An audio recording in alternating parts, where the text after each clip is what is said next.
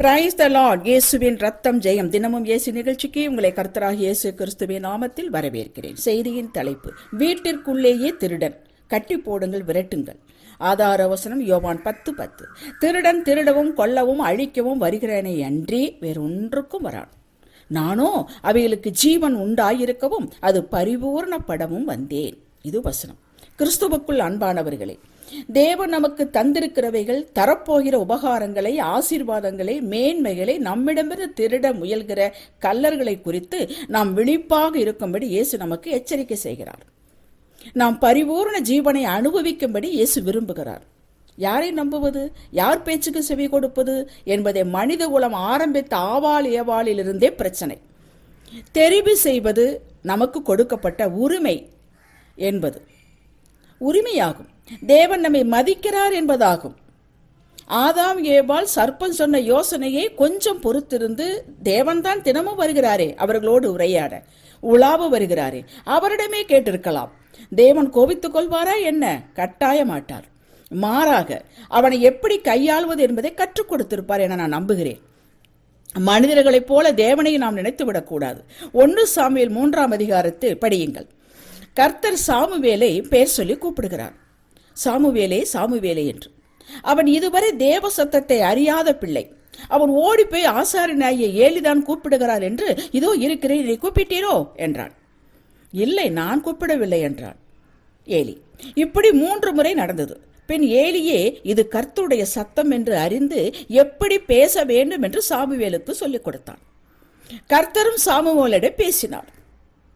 நான் உன்னை கூப்பிடும் போது நீ எப்படி ஏலியிடம் போனாய்? என் சத்தம் உனக்கு தெரியாதா என்று அவர் கோபித்துக் கொண்டாரா என்ன? இல்லையே.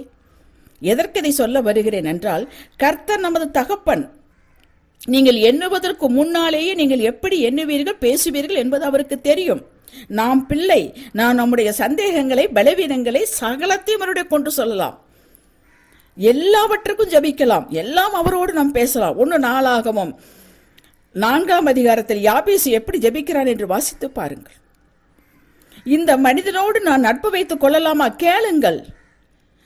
எங்கள் குடும்பத்திற்கும் எனது பக்திக்கு இடையூறு வராமல் இந்த நட்பு இருக்குமா? கேளுங்கள். இப்படித்தான் பதில் சொல்வார் என்று எனக்கு தெரியாது. எப்படியோ உங்களுக்கு புரியும் வண்ணம் பதில் சொல்லுவார். நம்புங்கள். அப்படி கேட்காவிட்டால் பின்னாலே அந்த நண்பன் உங்கள் சந்தோஷத்தை, நிம்மதியை ஒருவேளை திருடுவதாக இருக்கலாம்.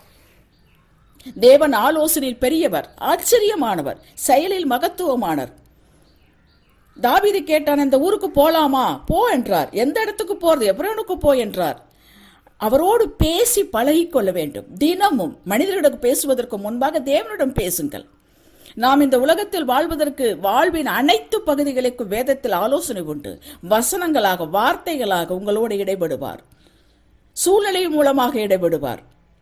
அதனால்தான் சங்கீதம் 119, 165 வசனத்தில் இப்படி சொல்லப்படுகிறது, வேதத்தை நேசிக்கிறவர்களுக்கு மிகுந்த சமாதானம் உண்டு, இடரல் இல்லை என்று பதிவு செய்யப்பட்டுள்ளது. இந்த புவி உலக வாழ்வை வாழ உலகம் வைத்திருக்கிற வழிமுறைகளும் அளவுகளும் வேறு, கர்த்தர் வைத்திருப்பது வேறு. அவரிடமிருந்து ஆசீர்வாதங்களை விரும்புகிறோம், கேட்கிறோம். பெற்ற பின் நீர் வேண்டாம் கர்த்தரே, இதோ எனக்கு ஆலோசனை சொல்ல யூடியூப் இருக்கிறது, நண்பர்கள் இருக்கிறார்கள் என்பது போல நமது வாழ்வின் போக்கு போய்விடுகிறது. நாளடைவில் எல்லாவற்றையும் இழந்து, இழப்பிற்கு அவர்தான் காரணம் என்று அவரையே கை நீட்டுவோம். நம் வீட்டிலேயே திருடர்களை வைத்திருக்கிறோம். ஒன்று டிவி, மற்றொன்று செல்போன்.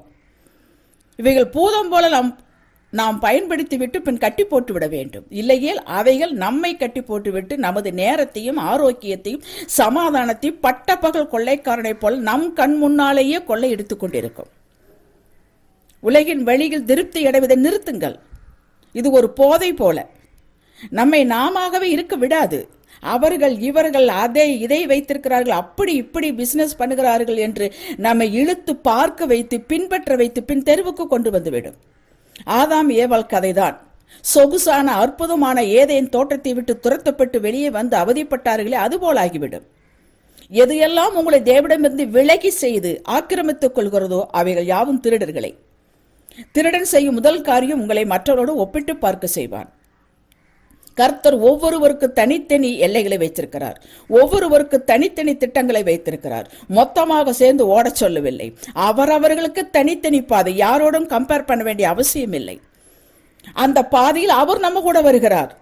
அதுதான் ஹைலைட். நம்ம கையை பிடித்து கொண்டு வருகிறார். இதை நம்புங்கள். அவரே அந்த பாதையை உண்டாக்கி இருப்பதால் அவரே நடத்தி செல்கிறார். பாதியில் விடுகிறவர் அல்ல, மரண பரியந்தம் நடத்துகிறவர். தாவீதின் கூற்றை பாருங்கள், அவன் எப்படி சொல்கிறான் என்று பாருங்கள். என் ஆத்துமாவே தேவனையே நோக்கி அமர்ந்திரு, நான் நம்புகிறது அவராலே வரும், நான் அசைக்கப்படுவதில்லை.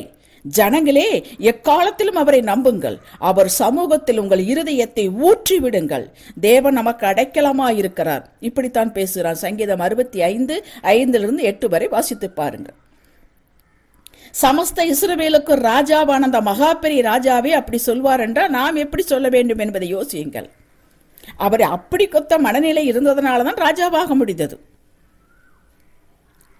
உங்கள் மனதிற்குள்ளும் வீட்டிற்குள்ளும் திருடர்களை தேவ வெளிச்சம் கொண்டு கண்டுபிடித்து வெளியேற்றுங்கள். தேவ பிரசன்னம் உங்களை நிரப்பும். இதுவரை கண்டிராத யோசனைகள் வழிகள் பிறக்கும், தெரியும். பரிபூர்ண வாழ்வு மலரும். ஆமேன். வாருங்கள் ஜெபிக்கலாம். அன்பு இரட்சகரே, நீர் ஜீவனை கொடுத்து எங்கள் ஜீவனை மீட்டது உண்மை, ரட்சிப்பு அடைந்தது உண்மை. எங்களிடம் என்ன பொக்கிஷம் இருக்கிறது என்று தெரியாமலேயே வாழ்ந்து கொண்டிருக்கிறோம். இந்த செய்தியை கேட்டுக்கொண்டிருக்கும் ஒவ்வொரு மகளுக்கும் மகனுக்கும் கர்த்தாவே, மற்றவர்களோடு கம்பேர் பண்ணக்கூடிய ஆவி இருந்தால் இன்று வெளியேறட்டும். எந்த ஆக்கிரமிப்பின் ஆவிகள் வேண்டாம் சுவாமி.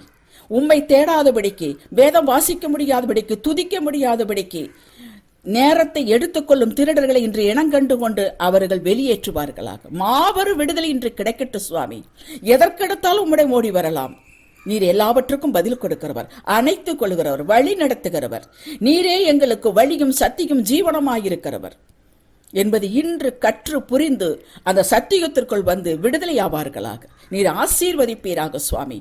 காட்டுவீராக, வெளிச்சமிட்டு காட்டுவீராக. அவர்கள் அதை விளக்க பலன் தருவீராக. சகல மகிமை உங்களுக்கு இயேசுவின் நாமத்தில் பிதாவே. ஆமேன்.